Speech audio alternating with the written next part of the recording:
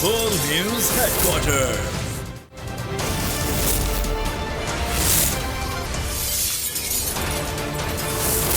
Full News Headquarters. अस्सलामुअलैकुम। बोल news headquarters के साथ मैं हूं अफशीन कुरैशी। मैं हूं आपके साथ रमशा साजिद। हेडलाइंस आपने जानी, टॉप स्टोरीज में आज आप जान सकेंगे। एक दिन में 2 फतुहात। हमटी डमटी है कौन?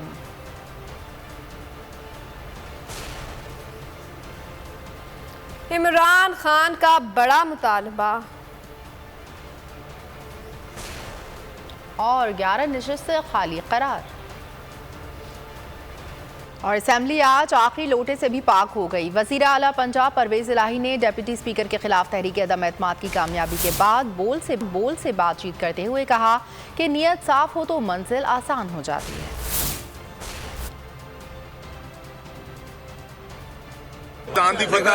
देखो, सबसे जो अहम बात है कि नीयत नेक हो, इरादा मुसम्मम हो और अल्लाह ताला ज़रूर आपकी मदद करता है। और सबसे अमल दखल है कि आपने जब सबको साथ लेके चलते हैं ना तो फिर इंशाल्लाह फतह यकीनी हो जाती है। चोरी परवेज लाई और आज आखिरी लोटा भी पाक असम्बली से पाक हो गया। माशाल्लाह जी, बहुत शुक्रिया। बौखलाहट का शिकार हुकूमत हो कुछ ना सूझी तो ममनुआ फंडिंग केस का फैसला सुनाने का मुतालबा ले आई। शाहिद अकान अब्बासी ने एक बार फिर ममनुआ फंडिंग केस का फैसला जल्द सुनाने का मुतालबा कर दिया। कहा कि जब आप किसी गैर मुल्की कंपनी से पैसा लेते हैं तो आप मुल्क नहीं कंपनी के मफाद में काम करते हैं। कानून के मुताबिक बैरून मुल्क से लिए गए पैसे का बताना पड़ता है। शर्जील मेमन बोले कि वज़ीर आज़म फॉरेन फंडिंग के मामले पर JIT बनाए। JIT जल्द अज जल्द रिपोर्ट पेश करे। फाइनेंशियल टाइम्स की रिपोर्ट के बाद PTI ने कोई जवाब नहीं दिया। PTI जुर्रत पैदा करके रिपोर्ट अदालत में चैलेंज करे। 8 साल से फॉरेन फंडिंग केस जो है PTI का, वो इलेक्शन कमीशन में जेर समात है। इंसाफ का तकाजा ये होता है कि जब कोई मसला हो उस पर फौरी तौर पर जो भी कानून है, जो भी तरीकाकार है, उसके तहत कार्रवाई की जाए। और किसी जमात को ये इख्तियार हासिल नहीं है कि वो किसी फॉरेन कंपनी से फंडिंग हासिल कर सके। गुजारिश करता हूँ वज़ीर आज़म पाकिस्तान से मियां शहबाज शरीफ साहब, फौरी तौर पर तमाम चीजों को मिलाकर एक हाई लेवल JIT बनाई जाए। और फाइनेंशियल टाइम की कोई भी खबर आज दिन तक कभी बाउंस नहीं हुई। अब इस रिपोर्ट के बाद कोई एक भी क्लेरिफिकेशन नहीं आई PTI की जानिब से। इमरान नियाजी फौरी तौर पर अगर इखलाक की जरूरत है तो फाइनेंशियल टाइम की इस खबर के खिलाफ बरतानिया में जाके केस दाखिल कर। सिंध असेंबली में फॉरेन फंडिंग केस का फैसला फौरी तौर पर सुनाने की करारदाद मुतफ़िका तौर पर मंजूर। अपोजिशन लीडर का माइक बंद करने पर PTI अरकान सरापा एहतजाज। स्पीकर रोस्ट्रम का घेराव कर लिया। नारेबाजी करते हुए ऐवान से वॉकआउट कर गए। I put the resolution to the House. Those who are for the favor of the resolution may say aye, and those who are against it may say no. Ayes have it, and the resolution is carried. आपको मैंने आप अपनी बात में serious नहीं है। आप तशरीफ रखिए। मैं समझता हूँ उसका जवाब भी सुन लें, इसकी बात की वो भी सुन लें। मौजूदा हुकूमत पर IMF समेत किसी को एतमाद नहीं। क्या हम इतने कमज़ोर हैं कि IMF के लिए अमेरिका को मदद के लिए फ़ोन करेंगे? ये आर्मी चीफ का काम नहीं है। लोग इलेक्शन से डरे हुए हैं। पाकिस्तान में शफाफ इलेक्शन होंगे तो रजीम चेंज रिवर्स होगा। चेयरमैन तहरीक इंसाफ इमरान खान ने बता दिया। इंटरव्यू में कहा कि मरियम नवाज खुद कहती हैं कि लंगड़ी लूली हुकूमत है तो इलेक्शन करवा दें। पाकिस्तान के अवाम ने रजीम चेंज को मुस्तरद कर दिया है। कोई तो जिम्मेदार होगा जिसने साजिश को कामयाब होने दिया। बंद कमरे में जो फैसले होते हैं सही मायनों में मुशावरत नहीं होती। कौमी असम्बली की 11 नशिस्त से खाली करार। इलेक्शन कमीशन ने PTI के 11 अरकान कौमी असम्बली के इस्तीफे मंजूर कर लिए। इलेक्शन कमीशन कौमी असम्बली की खाली नशिस्तों पर ज़िमनी इलेक्शन का इनेकाद करेगा। कौमी असम्बली की 11 नशिस्तें खाली करार। इलेक्शन कमीशन ऑफ पाकिस्तान ने PTI के 11 अरकान कौमी असम्बली के इस्तीफे मंजूर कर लिए। अली मोहम्मद खान, फजल मोहम्मद खान, शौकत अली, फर्रुख जमान खान को डी नोटिफाई कर दिया गया। फर्रुख हबीब, एजाज अहमद शाह, जमील अहमद खान, मोहम्मद अकरम चीमा को भी डी नोटिफाई कर दिया गया। अब्दुल शकूर शाद, शीरी मजारी, शानदाना गुलजार को भी डी नोटिफाई कर दिया गया। इलेक्शन कमीशन ने इस्तीफों की मंजूरी का नोटिफिकेशन जारी कर दिया है। इलेक्शन कमीशन कौमी असम्बली की खाली नशिस्तों पे ज़िमनी इलेक्शन का इनेकाद करेगा। पीटीआई का इत्तेहादियों से मुलाकात का फैसला। पीटीआई ने 3 रहनुमाओं को टास्क दे दिया। कमेटी इत्तेहादियों से मुलाकातें करेगी। कासिम सूरी की बोल के प्रोग्राम में गुफ्तगू कहा, इत्तेहादियों को बताएंगे कि ये लोग अमेरिका के ईमा पर काम कर रहे हैं। इत्तेहादी समझ गए हैं कि 3.5 साल इमरान खान ने बजट दिया, जो कहा उस पर डटे रहे। ये तमाम चीज़ें जो इम्पोर्टेड हुकूमत ने छीन ली थी वो हम इंशाअल्लाह आवाम को ज़रूर देंगे।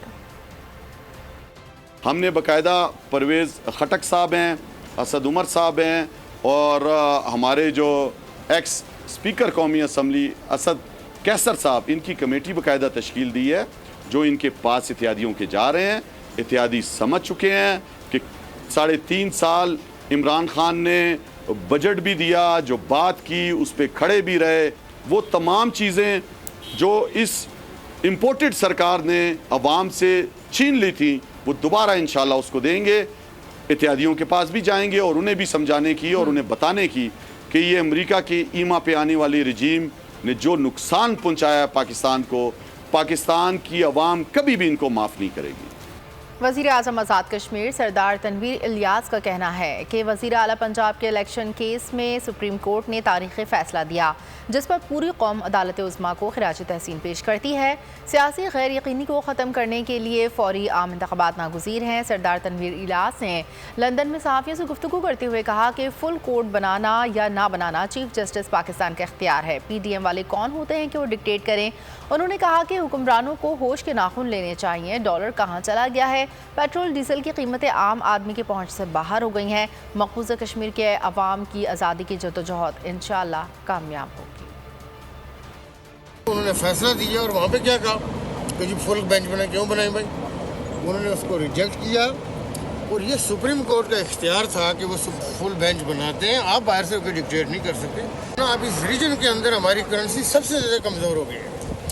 आप बांग्लादेश के साथ देखें, आप अफ़गानिस्तान के साथ देखें, नेपाल भूटान के साथ देखें, अफ़गानिस्तान के साथ देखें। अफ़गानिस्तान के पैसे ब्लू एरिया में बोरियों में कोई नहीं उठाता था। आज उनकी करेंसी अगर हमसे बेहतर है तो हमारे माशरेदानों को ये सोचना चाहिए। और आज के दौर में मैं आपसे ये गुजारिश करूँ कि लोग मुल्क और हुकूमत की डेफिनेशन भूल चुके हैं। तो बात करता है कि जी रियासत को ये इख्तियार नहीं है। रियासत माँ होती है, रियासत को सारे इख्तियार है। पाकिस्तान हमारी माँ है।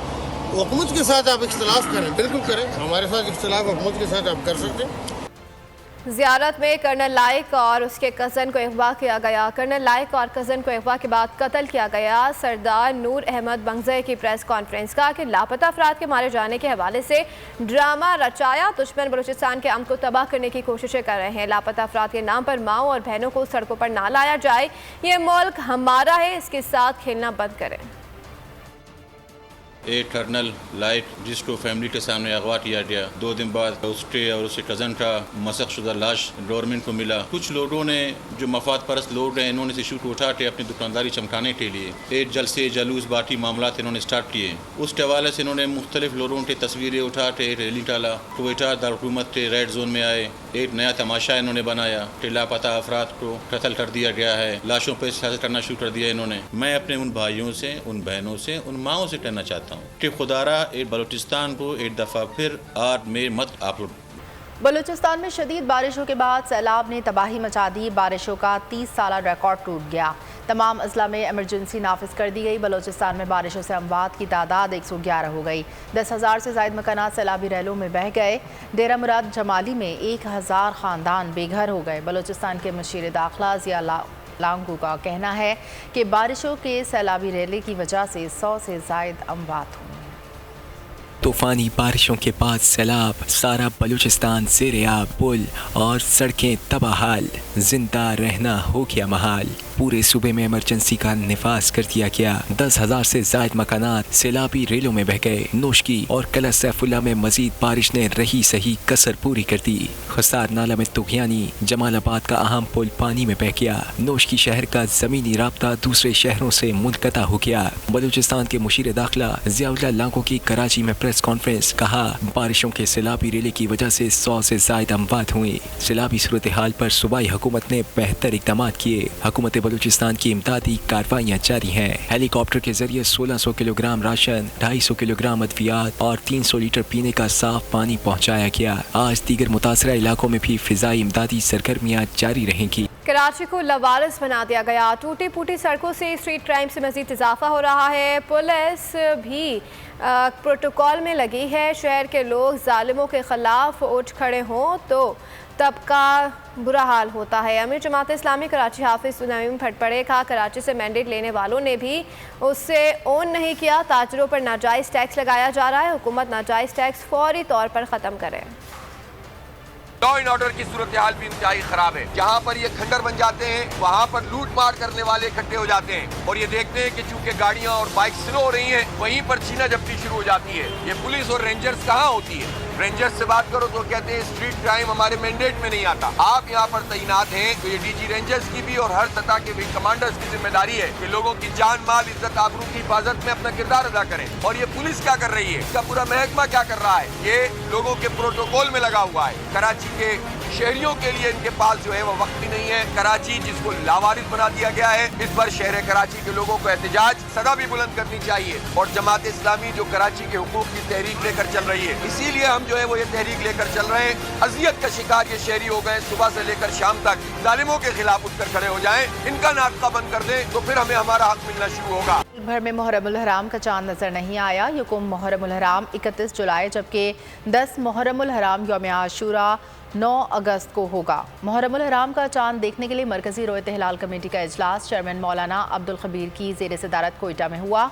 मौलाना अब्दुल खबीर आज़ाद ने ऐलान किया कि तमाम सूबों में जोनल रोयत हिलाल कमेटी के इजलास मुनक़िद हुए, ताहम मुल्क के किसी भी इलाके से चांद देखने की शहादतें मौसूल नहीं हुई। सब्सक्राइब करें और बेल दबाएं ताकि कोई खबर रह न जाए।